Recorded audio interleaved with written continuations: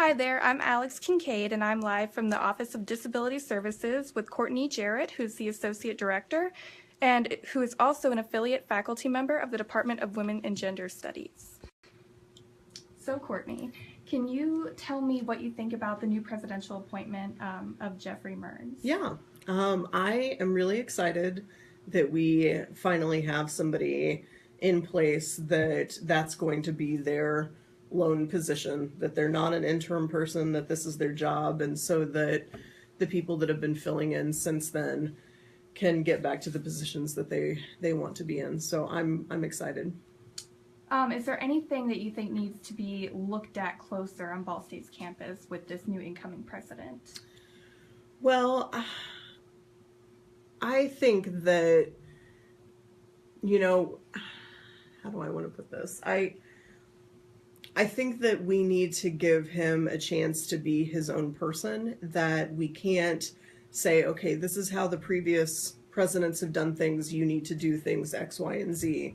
And so I think giving him a chance to talk about his 100 days and to really get a feel for how campus is, or, the kind of things that he sees that he could make changes on, I think we need to give him as much time and help and whatever he needs to kind of figure those things out. And part of his appointment speech, he mentioned that his first 100 days, he's going to be out in the community talking to students and faculty. If he were to come talk to you, what would you want to tell him about what you want to see done? Well, since I wear two hats on campus, I would definitely want to mention two things. And so the first thing on the disability side is that our office and just campus in general is known for being really accessible. And so we obviously want that trend to continue. And we can't do that without support from the administration and the board and everything. And so I'd probably just share with him a little bit about that history and kind of the makeup of the students with disabilities on campus, so he'd know that it's not just physical access, it's access for everybody. So hopefully he'd be really in favor of that.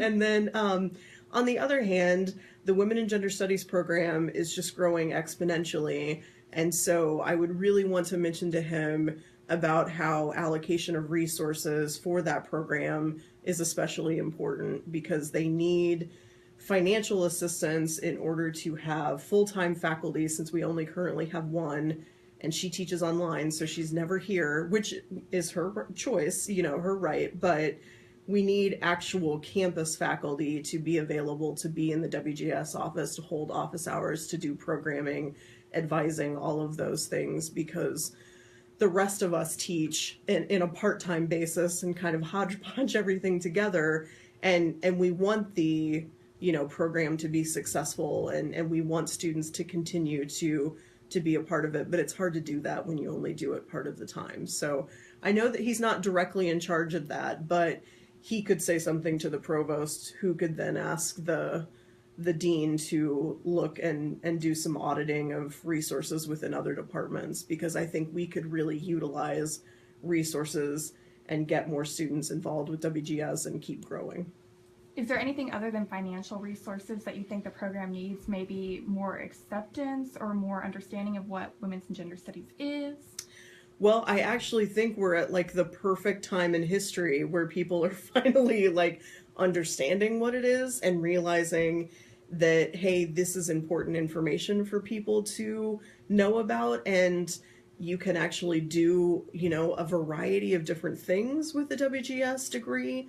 And so I think that we could capitalize on that. So many people are talking about feminist issues and women's issues and gender issues in the news, on the street, wherever. And so talking about it in a classroom and really kind of tying all those things together, that's what WGS has been doing since the 60s. So let's continue that and really push the momentum.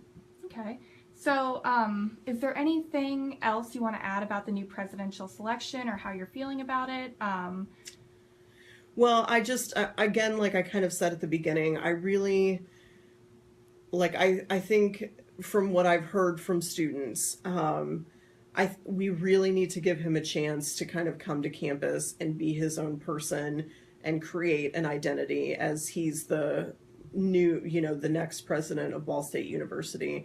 And I know that that's going to be really difficult just because of the challenges that we've had with the search and when the previous president left. But I am a very proud triple alum of this place, and I love the university, and I want it to succeed. And I've seen several presidents come and go, and so we can survive it. And the time when a new president comes is really exciting for a good reason. So let's continue that momentum and let him come to campus and talk to people and make changes or even just suggestions. And with that outsider perspective of not being from Muncie and not, ever being connected to Ball State, like I think that'll be a good change for us. All right. Well, thank you so much for talking to me. You're very welcome.